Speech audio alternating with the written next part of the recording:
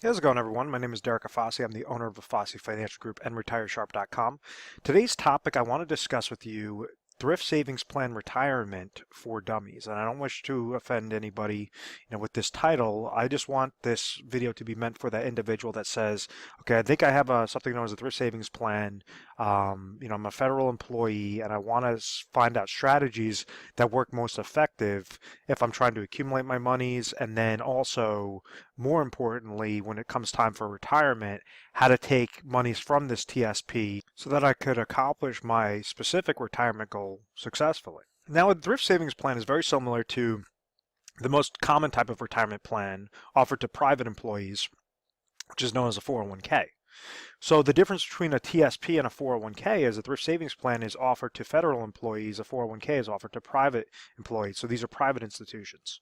There's also some age limits as well that it's a little bit more favorable on the thrift savings plan aspect.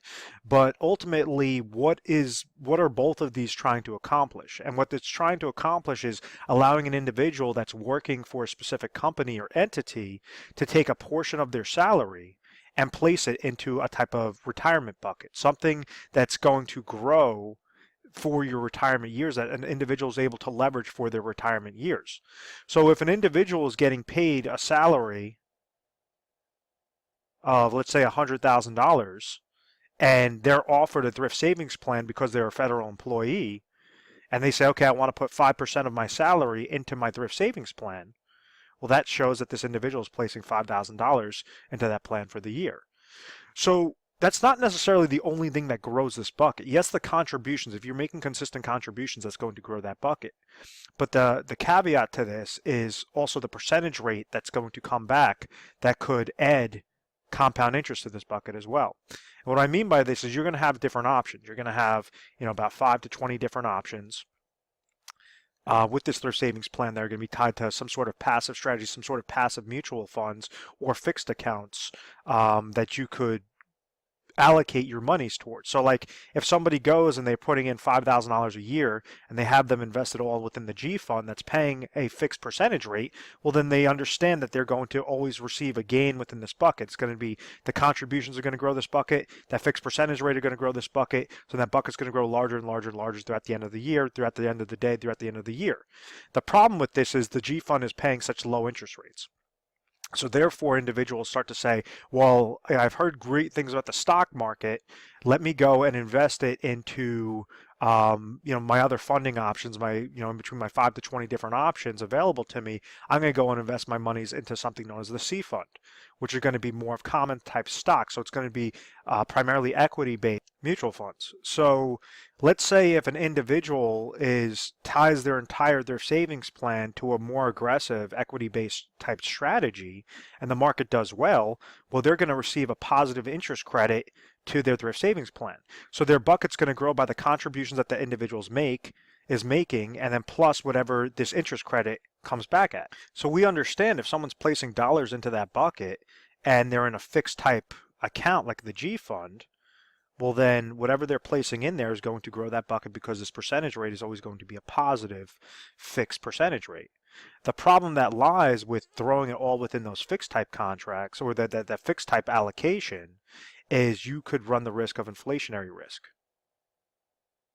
So this is that whole concept of why an individual doesn't want to just save all their money and hide it underneath a mattress is because the cost of goods and services are going to be increasing each and every year. So it's a rule of thumb, inflation is going to increase by on the low end about 3% per year, on the high end about 4% per year.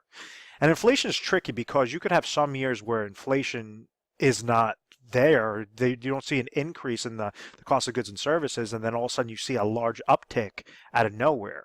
So it's not like you're just seeing a gradual 3%, 3%, 3%. You could have 0% inflation and then all of a sudden get hit with a 5% of inflation in a given year. But on average, to prepare for it is you want to successfully receive about a 3 to 4% as a minimum rate of return off of your account so you do not fall victim to that inflationary risk. Because an individual could go and keep saving their dollars, saving their dollars, saving their dollars. Just like in 1990, individuals that retired lost over 40% of their purchasing power by 2010. And it was because of that concept of inflationary risk. Basically, the cost of goods and services were increasing, even though these individuals were on a fixed income. They now had to change their lifestyle in retirement because they couldn't go back to work. They were too old to go back to work, and basically too frail to go back to work. The individuals were losing to that inflationary risk concept. The other side is more of that equity-based model, and this is why individuals, they say, I want to go with the other funding options available in my thrift savings plan, ones that are tied to the market, ones that are tied to a mixture of stocks, of bonds, of my different options that might have like an 80% allocation into stocks and a 20% allocation into bonds. So you could pick and choose which route would be most suitable for your individual needs. Some individuals say, I'm not a risk taker. I just want to see a fixed percentage rate, and that might be fine going into the G fund, but they understand that there's going to be that inflationary risk associated with it. If they go into the other options, more of those variable type accounts, well, then they fall victim to something known as market risk. And let me clear up the screen real quick. And market risk was very apparent in 2008 when individuals said, you know what, from 1980 through 2000, I saw extremely great gains with my accounts. I'm just going to let it ride. I have faith in the market. Let me just keep my money in that C fund type aspect, and everything should work itself out. Well, what they didn't do was they didn't scale down. Typically, the rule of thumb is that when you start working, when you're in your earlier years, in your 30s and your 40s, you could take on more aggressive, more risk because you have a longer time horizon. If someone's going to retire at age 65 and they're 40 years old and the market takes a dip, well, they have those extra 25 years to recapture back all those different gains. So when somebody is now, let's say, age 63, and they still stay consistent with that risk, well, if the market has a decrease, well, you only have 2 years to try to recapture that back up. And then right when you want to retire, you're starting to pull money from an account that could potentially go down, that you're also paying fees on, and you're also having that longevity risk, you're having that inflationary risk that's compounding against it as well, and that's where you could see a retirement disaster take place. So that rule of thumb is to say, okay, I'm going to be more aggressive in my earlier years because I could take that risk, but then I want to make sure that I'm reallocating things, that as the closer that I get into my 50s, I want to make sure that these are more conservative, meaning more towards funds that are not going to be tied to that stock market volatility. In 2008, you had individuals that lost 50%, some over 50% of their portfolios, all within that 1 year. So if an individual walked into the year with $500,000 and then they walked out of the year with $250,000, that's something that's going to change your lifestyle. That's not a lot. That's not something of saying, okay, well, I walked into the year 500,000, I walked out of the year with 490,000. That's something that you could still prepare for. That's something that's not really going to change your lifestyle that much. When you take a large hit, due to that downward market losses and due to that reverse dollar cost averaging effect of paying the fees, of receiving that downward market loss, when it comes time to retire, well, now you have to retire off of $250,000 bucket as opposed to that $500,000 bucket. So you just always want to be mindful of, okay, which point am I at right now? How close am I to retirement? What exactly is your retirement number, so that you could plan successfully and you could try to actually plan out a strategy that correlates to your individual needs.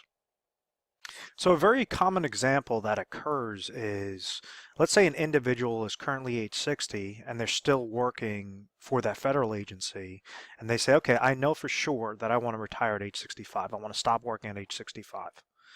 What they typically do is they say, I'm going to leave my money in this TSP fund, in my TSP plan, and I'm just going to try to really pick out whatever the best allocations are. Now, the problem with the thrift savings plan is you're limited with the funding options that you have available. And yes, they're going to be cheap options, but typically you're getting what you pay for. So you have crappier options available when it's through that thrift savings plan. If you're below the age of 60, well, you might be subject to just trying to pick out what the best what the best available strategy is to really grow that account until, that retirement age. If you hit age 60 or age 59 and a half, the government allows individuals to take, it's known as an in-service withdrawal, and take a portion, if not all, of their TSP monies and segment them into properly designed IRA contracts. Why exactly is that beneficial? Why exactly would someone do that? Why would somebody take their TSP and roll it over into an IRA? Well, it all depends upon what their goal is. If this individual, let's say, is age 60, and they say, I want to retire at age 65, I have $500,000 that's currently sitting in my thrift savings plan account, and I have a certain income goal at age 65. Maybe I'm going to try to take Social Security a little bit earlier and trigger that at age 65. Maybe I'll be getting a pension from the federal government as well at age 65.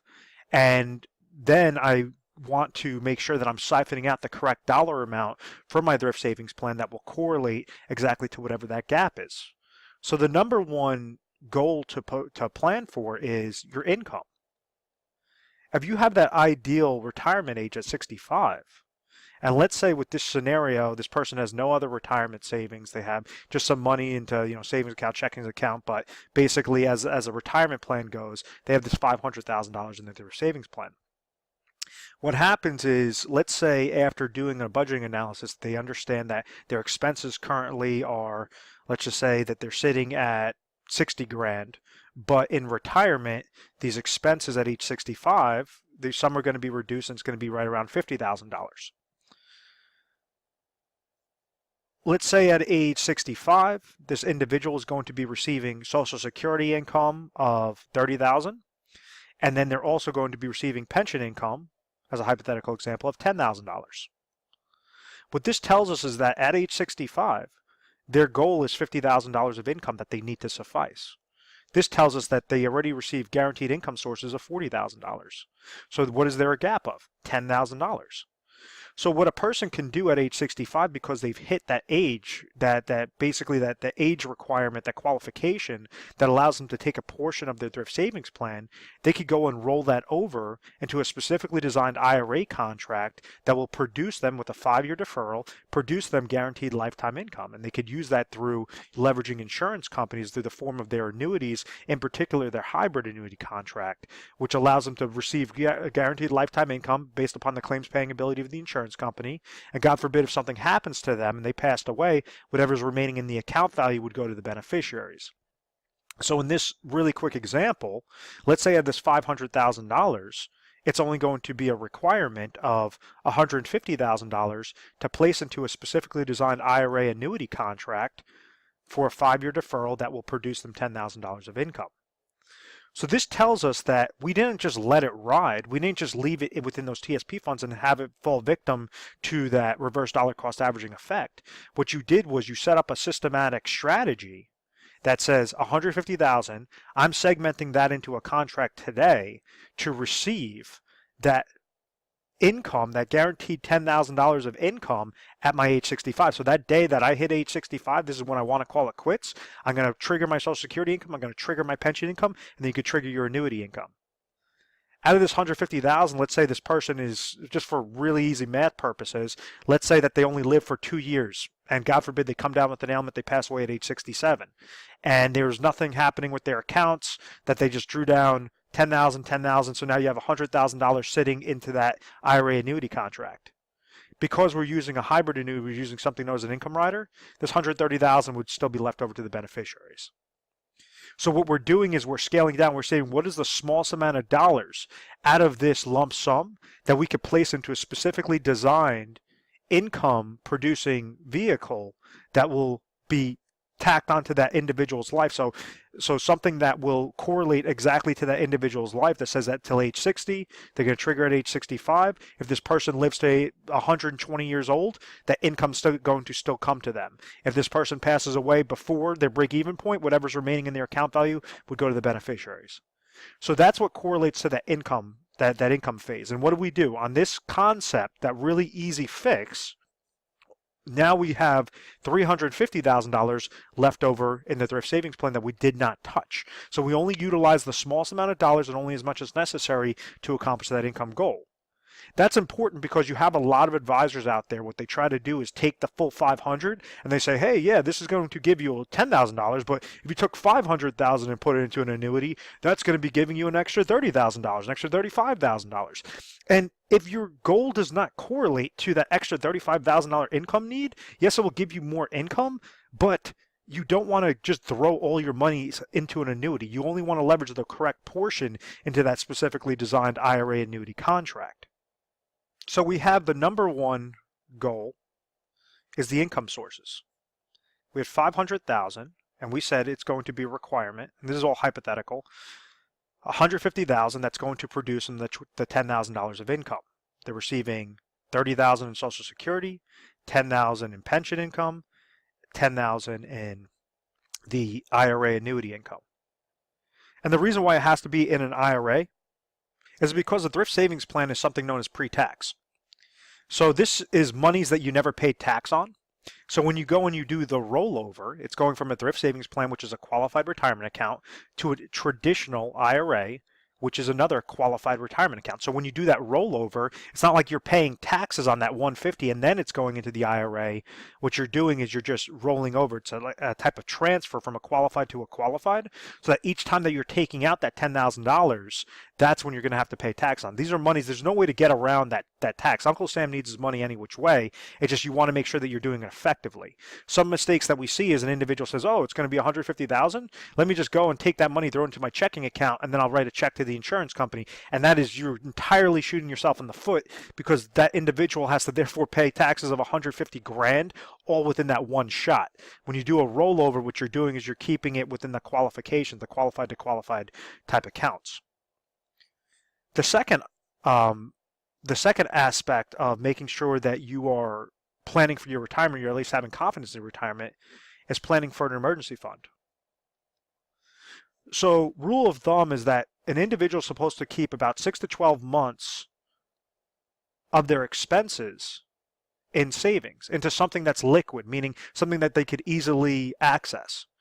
So if we use 150,000 into an IRA annuity, and we have 350,000 left over, and we said that this person has a goal of $50,000 of expenses in a given year, well then, in this example, we could use $50,000 and roll that over into an IRA cash position or IRA money market account. So something that's not going to gain interest, barely any interest because interest rates are so low right now, but something that if they ever came to that oh my gosh moment, that a tree comes and falls to their house, they need repairs, or they have some sort of health ailment that they need to spend money for, they have this bucket sitting there.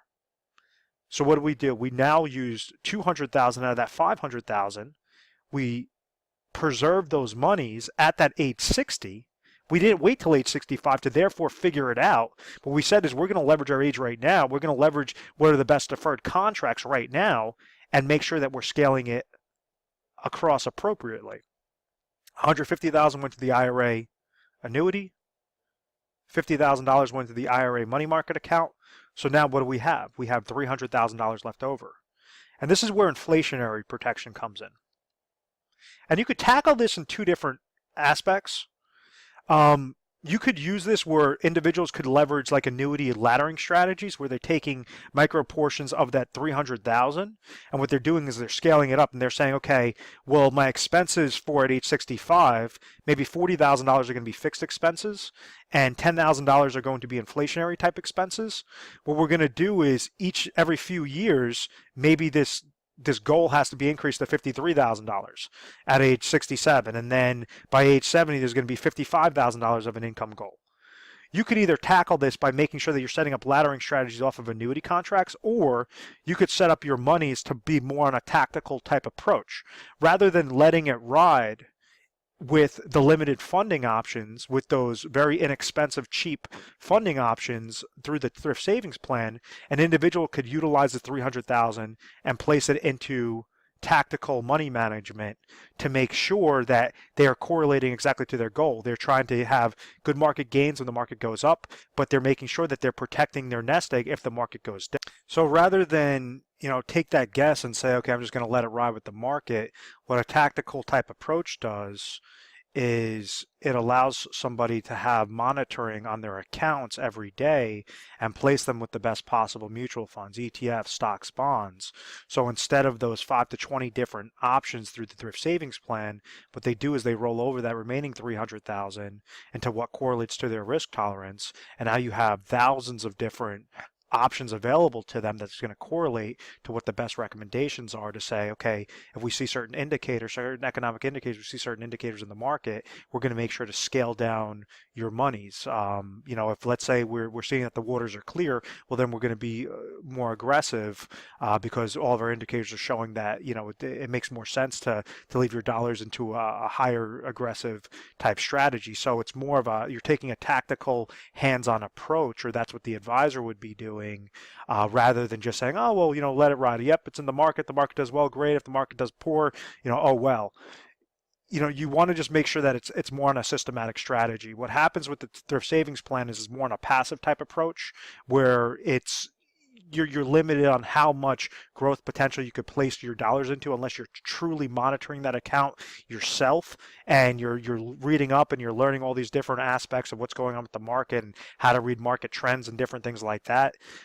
So that's why, our typical recommendation is for that individual that's looking to retire, currently age 60, they want to retire at age 65. We're utilizing 150 in that example because that was the best one that came back into an IRA annuity account. And understand these IRA annuity accounts, like the annuity, it's not just like a random annuity contract that you're seeing through like a television commercial and then you're calling up that agency. It's going to correlate exactly to what your age is, exactly to what your deferral growth is, whether you want to have single life income, whether you want to have joint life income with you and your spouse, depending upon where area, what state that you're in. Each state is going to be different. It has to be appropriate to your exact situation. So that will be the top recommendation there. The $50,000 in that money market example is just going to say that your liquid cash. It's not, if the market goes down, this is going to be unaffected. Now, and then you have the remaining 300,000, which we typically recommend in a tactical type approach to really grow your types of accounts. Now, you could place it into different indexing type strategies, ones that gain when the market goes up, does not lose when the market goes down, or you could take a portion of it, throw it more into variable-based accounts to make sure that you're also have those advisors that are monitoring that account appropriately, of saying, we have market trends that the market's going to be having a decrease, so you want to just protect yourself at all times. So rather than a question mark or just saying, yeah, I'll worry about that plan when I get to it and just leave my money in the TSP, if you hit that age 60, you're eligible to go and roll over and to set up an actual plan. Different eligibility requirements if you severed employment. So like, let's say if somebody was working for a federal agency and they quit working there and now they're working for a new company, a private company, they have access with the old TSP account to therefore roll it over. Let's say if somebody is 55 years old and they say, okay, I just retired from my federal agency, you have an access to, or even if you're in your 60s, you have access to those thrift savings plan monies now that you could roll it over appropriately into whatever the top three strategies would be. But what we're not doing is taking that approach of saying, okay, the thrift savings plan, let's roll it over all 100% into a money market account. Let's roll it over 100% onto an annuity. Let's roll it 100% into tactical money management. You want to make sure that you're segmenting it out properly so that you're able to leverage each piece appropriately. So it's taking that 30,000 foot view. Where are you right now? Where do you want to go? And how do you get there most effectively? So if you found value in this video, feel free to give our 1-800 number a call at any time. It's 1-800-566-1002. We're available 24 hours a day, 7 days a week. And when calling over, what you can expect is you're going to speak to an assistant. That assistant's going to ask you, okay, what are you calling in for? You might say, I saw, different videos or listen to a radio show or whatever on the thrift savings plan, retirement plan, either for dummies or whichever video you watched. And they're going to make sure that you're patched over to a specialist that handles your particular area. Based upon, what that specialist is going to ask you, is going to try to uncover, where are you right now? Where are you trying to get to? Do you need income? Is that important to you? Is that something that, you want to make sure that you're leveraging? Or is your Social Security and pension income going to correlate to your goals appropriately, where you don't need to leverage, insurance-based contracts such as an annuities, and you could place more dollars into your fund monies, more into emergency type funds? What is your exact situation? Can you get to your situation of what you're doing right now, or is there a gap in your plan? If there's a gap, there might be some recommendations that specialist is going to make for you and show you what the appropriate plan of action will be. We're an independent agency, so we're not captive whatever you tell us, company XYZ is going to be the greatest thing since sliced bread. So because we're able to leverage all these different companies, we work for the client, we don't work for the companies. So it just makes it a little bit more powerful than when you're walking into a captive type agency, or, an agency that just sells mutual funds, or an agency that just sells life insurance, or just sells annuities, and you're going to see that they're going to try to push that type of product. We work specifically for the client, and we deal on a national basis. So we are A+ rated on the Better Business Bureau. We've always had very good reviews. We've never had any complaints. I believe it's because of our methodical process of making sure education is first and foremost. And hopefully, if we educate you the correct way, then we could earn your business. But at the end of the day, I really hope that you found value in this. Please feel free to subscribe to our YouTube channel, Retire Sharp, so you can have access to the most updated videos. Thanks so much, guys.